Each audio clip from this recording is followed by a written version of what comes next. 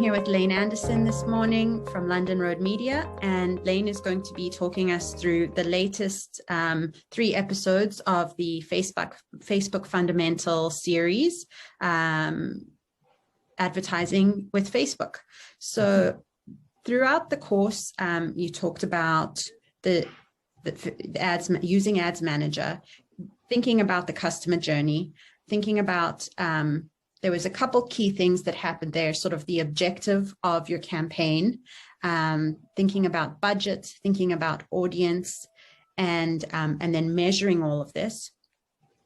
To go right back to the beginning of the course, though, you talked first about sort of the difference between Boost and the difference between that and Ads Manager, and also thinking about very quickly the difference between posting and ads. And so maybe if I could turn that over to you just to say a few things. Sure, yeah. So we definitely look at posting and what we would call like organic Facebook marketing as a very separate activity from Facebook ads. And so when we use Facebook, just your page, and you're making posts for your followers to see and for them to share and maybe reach beyond your followers, that's really, we really usually take an approach that's pretty like not a self-serving approach. Like, let's create content that people want to actually consume because they have chosen to get this content by following you. And so if we just hit them with your offers and your promotions and your sales and all of that self-serving stuff, they will not be followers for very long. So we can go back to the first series of courses we did where we talked about content, and I think that would make that clear about how we use organic content to talk to those people. But then when we do have something that we want to promote or offer or say to people, then we can use ads for that. And that's where we can be self-serving and we can put an offer out there. We can promote the things we have for sale. So we use them very, very separately. And I advise that people do. If you want to advertise to people, you need to pay for advertising. I think I might have said it last time, but Facebook is a free social platform, and it is a cheap advertising platform, but it is not a free advertising platform. If you want to advertise, you should be paying for it. Yeah. Not trying to slip it through on your organic content. So yeah, they are two very separate activities. And when you're thinking about content and actually to go back to the first part of the series, that how, now, and wow, you're really applying a very different kind of a lens. It's not necessarily that marketing piece. You're really trying to build a community, start conversations, and nurture that aspect of your communications as opposed to that sales piece. And so that's where you see ads manager and advertising on Facebook coming in.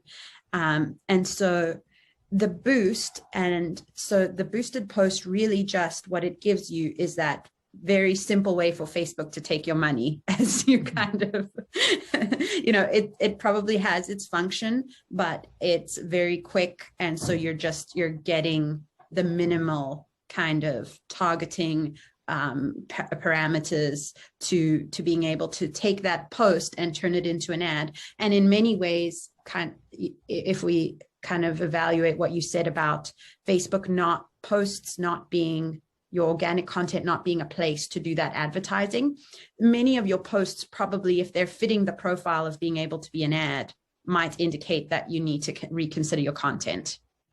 Yeah, and yeah, so that difference between the organic and the paid is often we could frame that in terms of inbound marketing and outbound marketing too. And so you said that that maybe what you post your page is not necessarily marketing. And I think like we would call that marketing, but it's very much inbound, meaning that people seek you out and they enjoy what you put out there and they build a relationship with you and they'll come to you when and if they have a need for your product or service. And that's very inbound. You're not reaching out, you're not doing the cold call, you're not spamming people, you're not, it's very inbound. You put things out there and just let it set and just hope and wait for people to see it and come to you. So that's very inbound.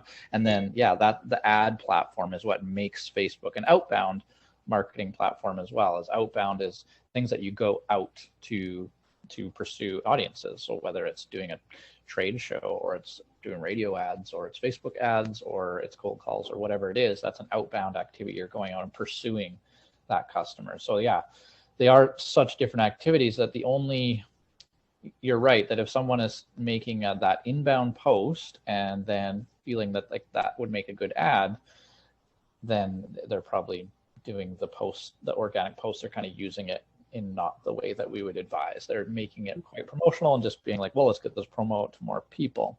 Yeah. I would say the only time where I would maybe take a post that performed well and boost it, even though I wouldn't actually use the boost button, but actually promote it to more people by paying, is just to get that inbound marketing out to more people. So if you had a great video and you're like, how many people can we get to watch this? Because that'll help them build a relationship with us. It's still very kind of inbound focused. And I think there is a place, because you're not really trying to turn it into like a salesy ad. You're just trying to get your content out to more people. It's kind of just sponsored content. So I think there's a place for that. But yeah, if it's like, here's our buy one, get one offer for the weekend, and you make a post about it and then you turn it into an ad, then if that's a recurring thing that you're doing over and over and over, that's probably not the best way to use the page for organic content. And so as a marketer, when you think about a campaign and plan it out, I'm assuming that you probably cut that down into steps and different pieces that you focus on at different times. And at the start of this, I kind of made the comment that the way that Facebook has templated out their ads manager sort of leads you through that process, whether or not you have a marketing background or not. And so I thought when I was going through the course, this would be a great way for businesses who don't have a whole lot of marketing experience, even just to think through the steps of a marketing plan, a campaign plan even.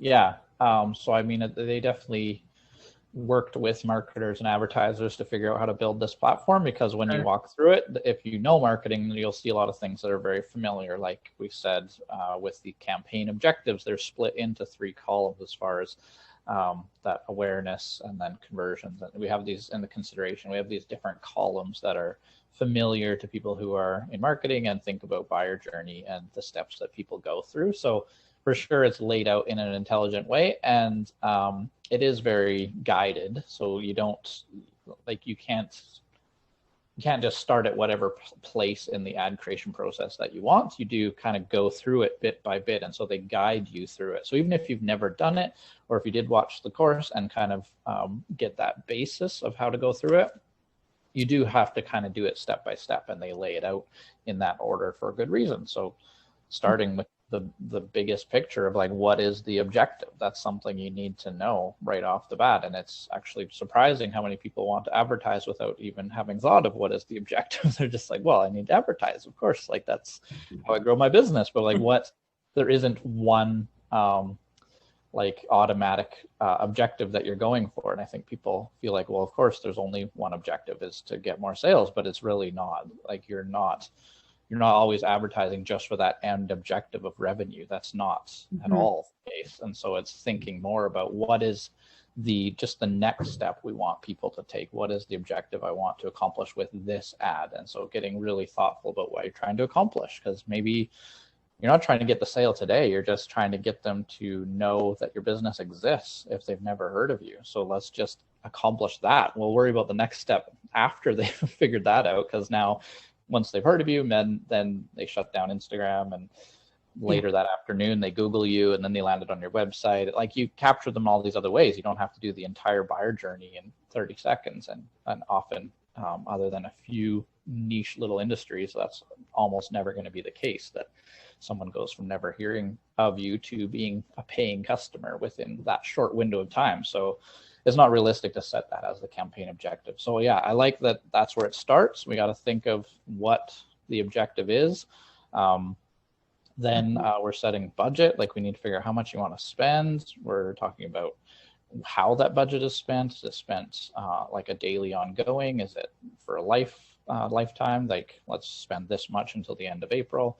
Talking about audiences, talking about placements. Where is this ad going to be seen? And then, yeah, the final step is what everyone kind of thinks of when you think of ads. The final step is actually making the ad, the actual creative. Like, here's the image, the video, the text, the copy, the link, where does it go? Like, the actual ad is kind of the last step, because really it is the last thing to get designed.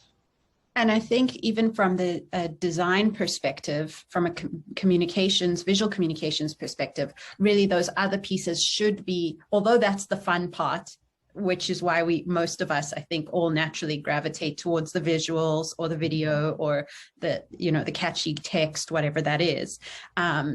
But without those other pieces, without the clear objective, without the defined audience, without thinking through the customer journey, where they are, whether you're trying to do awareness or conversion or what that looks like, you're not necessarily creating the most effective creative either. That's right. Yeah, because the creative you have to already know who you're speaking to, and also where that ad is going to be seen to know how to make the creative. Especially, I think the one that gets overlooked especially is where that ad will be seen. So if it's in Instagram stories and Facebook stories, you're going to actually create something that looks different than if it's just going to go into the feed. Just knowing that there's no copy above it, there's no link text, there's no headline, all of that stripped. You literally just have a vertical image that you have to put everything in. And so, yeah, your placements has to be considered and decided before you even know how to create what you're creating. But also, yeah, especially the targeting. What is the demographic we're going to talk to? Where are they from? What are their interests? Have they already engaged with us or not? There's all these things that you would want to know before you would even know what to put in that ad. Mm-hmm. Yeah, and that's something that I sort of had kind of glossed over. But as you talk about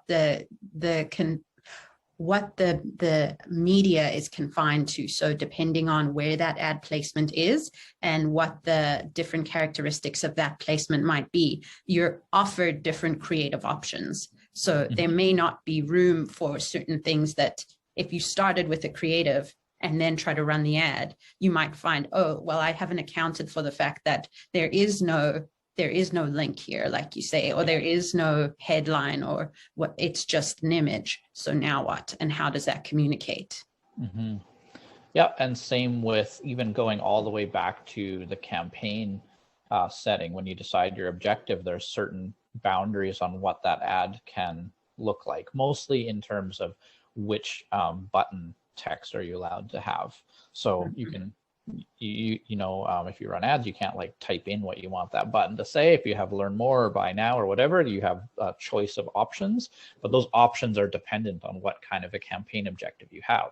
So there's some that once you set the objective, it will let you know which types are relevant to you. But if you want to do the get directions because you're looking for people who are within a kilometer of you and want to pop by because they're close, there's certain campaign types that just don't have that option because it wouldn't be relevant. So you have to you think about the objective first, and then it actually forms what the ad will look like. In your opinion, if you take your time through Ads Manager, do you find that the prompts like the learn more or the information buttons, that is enough to get you through? Like if you take the time to sort of, when you're at the campaign level and you're trying to figure out, okay, I think I'm awareness, but am I awareness? And they have the different definitions for how they frame what reach is or whatever. If you take the time to work through those, do you find in your opinion that even someone with sort of just basic or very little or no experience could work through that platform? I don't think anyone would have trouble actually like completing the task of getting an ad ran and feeling like they've made intelligent choices. I would say you're not likely to be able to follow kind of the best practices because there's lots of like little nuance, even just organization stuff, how you like naming conventions, and just being able when you go in later just to know like how should I name my campaign versus my ad set so that later it makes sense. Like there's stuff like that that's not necessarily going to hurt the performance of your ads or mean they're set up right or wrong, but it's just going to make your life a lot easier when you go back into Ads Manager next 2 months from now and are trying to find that work you did earlier and duplicate it. So I think like the best practices wouldn't necessarily be in place, but I don't think there's any major barrier to getting it done, like getting an ad up and running for sure. Boost tries to make it even simpler, of course. Like let's just strip down the options to just a couple of things, because that's really easy. But it is a self-guided thing using Ads Manager, and I think as long as you don't get overwhelmed by all the options and all the stuff you have to select, it is still self-guided, and everything has a little description or more info to help you make a decision. Yeah. And then I wanted to ask you a little bit about testing, and whether that's like A/B testing or just testing in general. Like, what would you say about the role of testing, and maybe how to just basically to think about that? Yeah. So when we create an ad, so at the final ad set level, one thing we're almost always testing is what is the copy or the text that we put, the main text, the headline text, descriptions, all that stuff. So if we make one creative, like the graphic or the video is one version, we might still have 3 different versions of that ad running, because we're testing different text with it. And it's not something that once you test, oh, now you understand marketing and you can go forward with that knowledge. You have to test that creative with that audience at this point in time. Like, you always have to test it. It's never like, okay, we tested that last time, so now we know what we're doing.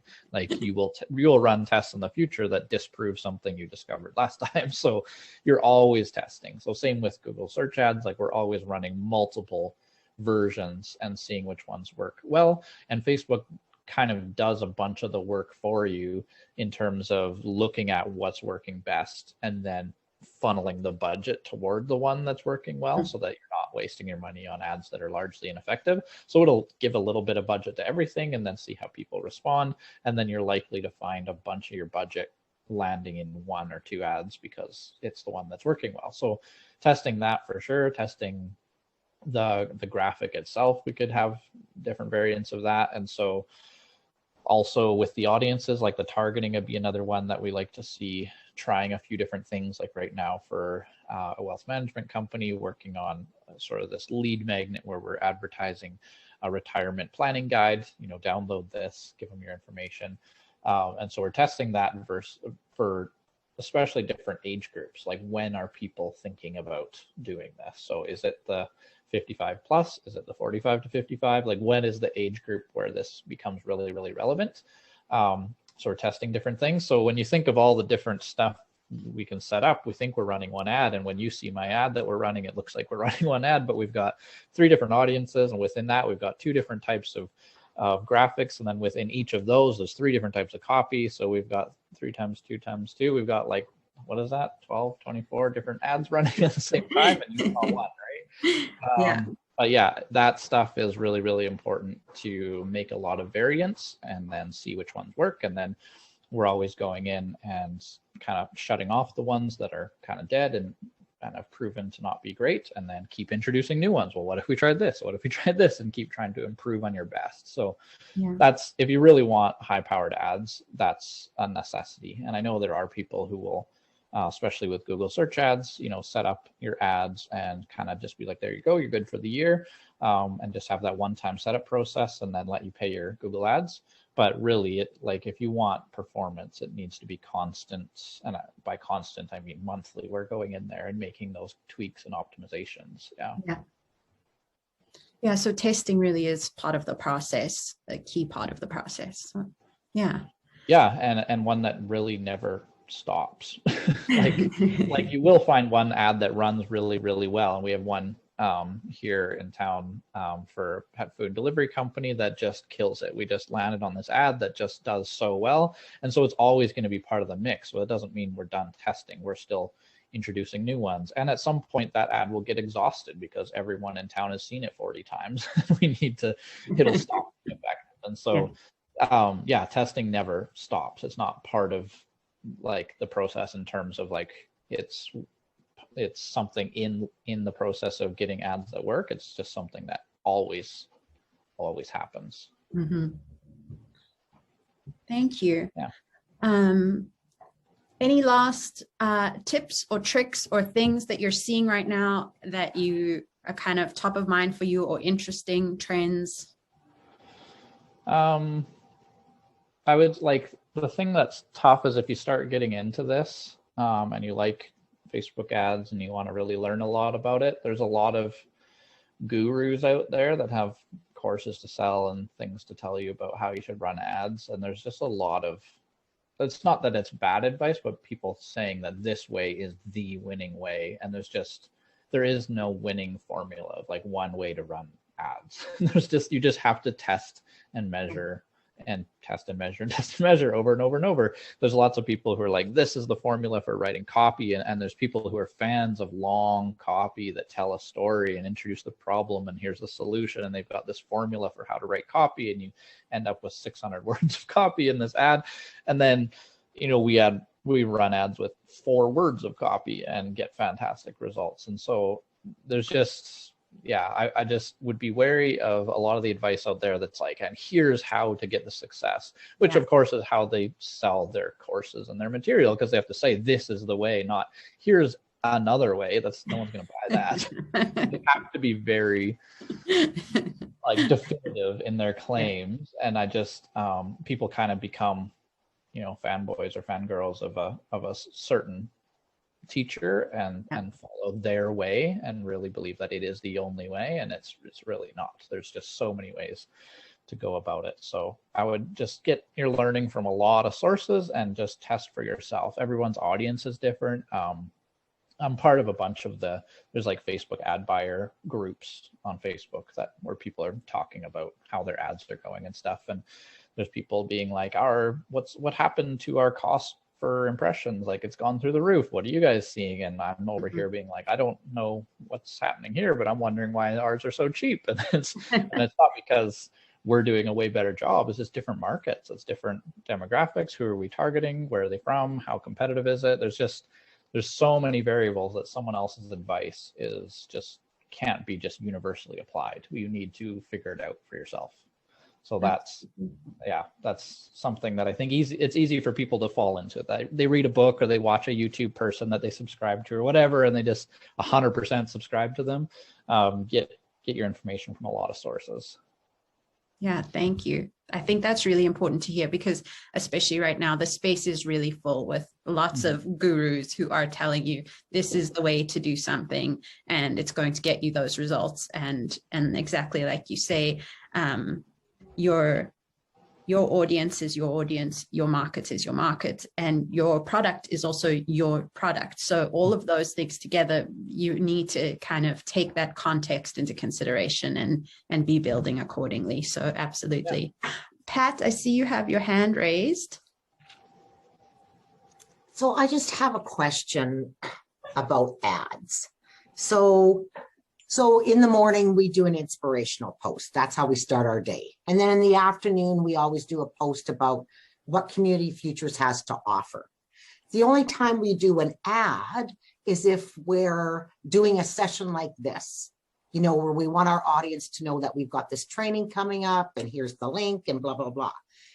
So a lot of times, until we start doing the Facebook fundamentals, we wouldn't not necessarily have an ad for maybe 2 or 3 months, if not longer, if we didn't have something going on. So would it be wise then to take some of our afternoon posts that we put out that talk about what we do in our office and make that an ad? So if that was something you wanted to do, then it would sound to me like your campaign objective is kind of just to expand your reach and hopefully build relationships with more people and gain new followers. And so you could do that if that is an objective that's important to the organization, that we want to increase our exposure and get more people following what we're up to. And so that you would choose a campaign objective that's relevant to that. You might be doing it around engagement. It might be around your estimated ad recall, the brand awareness one.